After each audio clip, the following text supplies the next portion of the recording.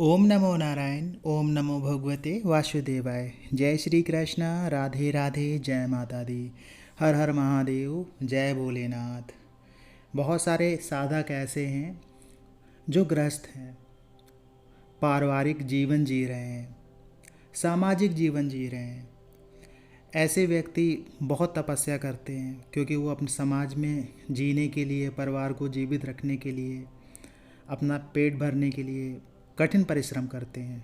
चाहे घर की महिलाएं हों या फिर पुरुष हों, कोई भी व्यक्ति हो परिवार का, कठिन परिश्रम करता ही करता है परिवार के लिए।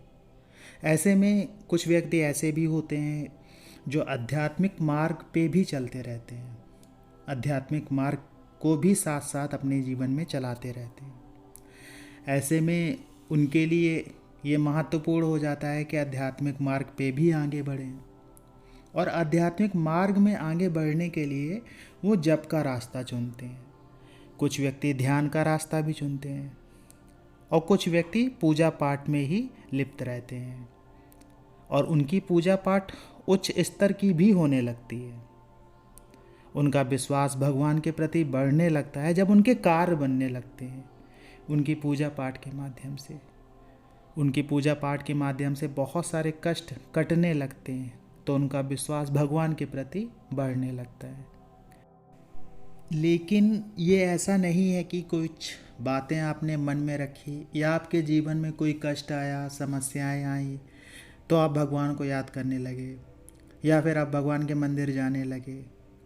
हाँ, ये हो सकता है कि जो कष्ट आपके चल रहे हैं उनमें थोड़ी सी आपको राहत मिल जाए, लेकिन जो आज आपको कष्ट मिल रहा है वो आज का नहीं है, बहुत पहले के किए हुए कर्म का फल होता है। इसलिए अगर आप अपने जीवन में अच्छी चीज़ें चाहते हैं, अच्छा समय चाहते हैं, अच्छा फल चाहते हैं, तो आज से बदलाव करना शुरू करना पड़ेगा आपको। ऐसा नहीं है कि आज आप करें और कल उसका रिजल्ट मिलना शुरू हो जाए। तो अगर आप सिर्फ याद ही करते रहेंगे, अगर आप सिर्फ ये सोचेंगे कि हम एक दीपक भगवान के मंदिर में जला देते हैं और मेरी सारी मनोकामनाएं पूर्ण हो जाएंगी, तो आप खुद सोचिए इस बात को कि क्या कोई व्यक्ति दुनिया का दुखी होता अगर सिर्फ एक दीपक मात्र जला देने से सारी समस्याएं दूर हो जाती? तो फिर आदमी क्या करता है? तो फिर व्यक्ति क्या करता है? जप के मार्ग पे आता है, साधना के मार्ग पे आता है, मंत्र जप के मार्ग पे आता है, क्योंकि कहीं ना कहीं मंत्र के बारे में सुन के उसके अंदर एक आशा पैदा होती है कि मंत्र जप के माध्यम से मेरी समस्याओं का समाधान होने लगेगा या मेरे जीवन के जो कष्ट हैं वो मिटने लगेंगे। और ऐसा होता भी है, लेकिन उसके लिए जप अधिक होना चाहिए। ऐसा नहीं है कि आप ओम नमः शिवाय का जप करना चाहते हैं और 5 बार आपने ओम नमः शिवाय बोला और आपका जप कंप्लीट हो गया। ऐसा नहीं, कम से कम 5 माला करिए, 11 माला करिए, 21 माला करिए, 51 माला करिए। जप का मतलब एक ऐसा कर्म जब आप एक ऐसी अवस्था में पहुंच जाते हैं जहां भगवान से आप जुड़ने लगते हैं। जप करना इतना आसान नहीं होता है। जिनको ये आसान लगता है वो एक माला करके देखें कितना मुश्किल होता है। मन को शांत करना, एक आसन में बैठे रहना, एक पोस्चर में बैठे रहना बहुत मुश्किल होता है। एक नियत समय देना भगवान को। आप 5 मिनट ध्यान में नहीं बैठ सकते हैं, और कहाँ आपको 1-1 घंटा अगर जप करना पड़े तो कितना मुश्किल हो जाएगा। तो चीज़ें आसान नहीं होती हैं, जप भी आसान नहीं है, साधना भी आसान नहीं है। ऐसे में कुछ व्यक्ति इस बात से भी आकर्षित होते हैं कि अगर साधना हम किसी ग्रहण काल में करें, किसी शुभ दिन करें, होली या दीपावली की रात में करें, या गुप्त नवरात्रि में करें, या फिर साधारण नवरात्रि होती है उनमें करें, तो जप का प्रभाव बहुत अधिक बढ़ता है, मंत्र का प्रभाव बहुत अधिक बढ़ता है। हो सकता है कि आप 6 महीने के जप में जितना प्रभाव नहीं पाते हैं उतना शायद 9 दिन के जप में पा लें आप, अगर नवरात्रि में जप करते हैं या फिर गुप्त नवरात्रि में जप करते हैं। तो कहीं ना कहीं ये बात भी आकर्षित करती है जप करने के लिए कि हम जप करें और हमें ऊर्जा मिले या हमारा मंत्र एक्टिव हो जाए, ये मंत्र कार्य करने लगे, हमारे जीवन में बदलाव आना शुरू हो जाए। लेकिन फिर क्या होता है कि आप साधना काल में कुछ ना कुछ ऐसी परेशानी पैदा होती है, जो आपने संकल्प लिया होता है वो संकल्प टूट जाता है। कुछ भी हो सकता है। महिलाओं के साथ महिलाओं वाली प्रॉब्लम कुछ हो सकती है, पुरुषों के साथ में कुछ ऐसा घटित हो सकता है कि उनकी साधना खंडित हो जाए, वो कहीं उन्हें बाहर काम से जाना पड़ जाए।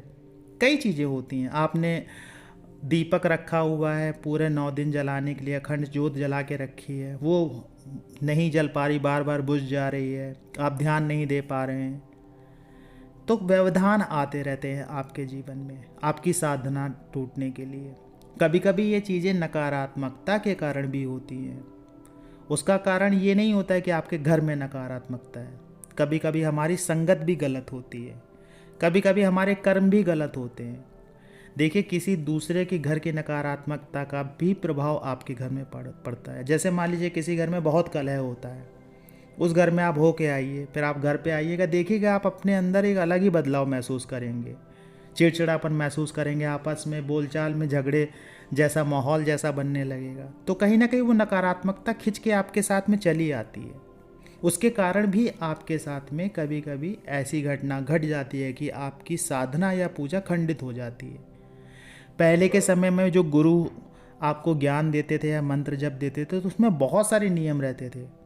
कम बोलना है, मिलना नहीं है किसी से, घर से बाहर नहीं निकलना है, जहाँ पूजा करते हैं वहीं पे आपको रहना है, आपको तामसिक भोजन नहीं करना है, आसन पे बैठ के ही आपको जप करना है, पूरे समय भगवान को ही याद करते रहना है, सात्विक कपड़े पहनने हैं, भूमि शयन करना है। कई चीज़ें बताई जाती, दुर्ब्रह्मचर्य का पालन बताया जाता था। वो इसलिए बताया जाता था कि आप पूरी तरह से भगवान पे समर्पित हो जाएं, पूरी तरह से आपका मन तन सब कुछ भगवान पे समर्पित हो जाए।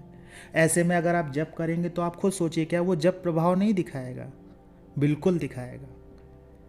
जप एक ऐसा माध्यम है जिस माध्यम से आप अपने भविष्य को बदल सकते हैं, लेकिन उसके साथ में कई चीज़ें और भी कार्य करती हैं जिस पे आपको ध्यान देने की आवश्यकता है। कोई अच्छा ज्योतिषी हो तो अपनी कुंडली भी दिखवाइए, कोई अच्छा वास्तुकार हो तो अपने घर का वास्तु भी चेक कराइए।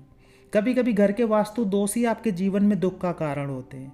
अगर आपके घर में किचन समझते हैं, रसोई घर गलत दिशा में बना है तो घर में एक्सीडेंट होना शुरू हो जाएंगे, धन संचय नहीं कर पाएंगे, उधार हो जाएगा, कई ऐसी बड़ी बड़ी समस्याएं पैदा हो जाएंगी आपके साथ में कि आप समझ नहीं पाएंगे आपके जीवन में क्यों हो रहा है ऐसा।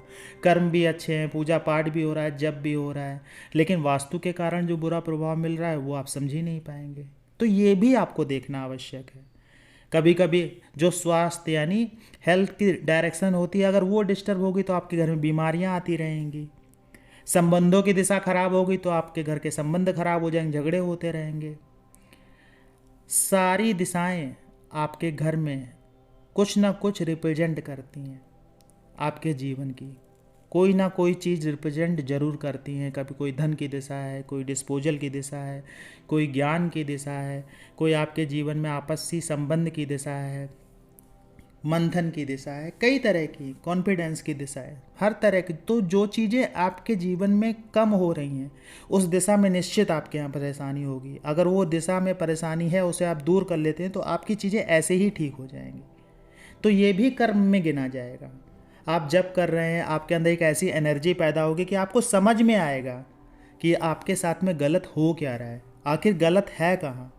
जब के माध्यम से भी ऐसा पता चल जाएगा, कोई ना कोई मार्गदर्शक, कोई ना कोई गुरु आपको इस प्रकार का मिल जाएगा। आशा ये जानकारी आपको अच्छी लगी होगी। जानकारी अच्छी लगी हो तो वीडियो को लाइक करिएगा। कमेंट्स में आप जो पूछना चाहते हैं बिल्कुल पूछिएगा, आपको जवाब मिलेगा। कमेंट्स में जय माता दी, जय श्री कृष्णा, हर हर महादेव लिखिएगा। मिलते हैं आपसे अगले वीडियो में नई जानकारी के साथ में, तब तक के लिए जय श्री कृष्णा।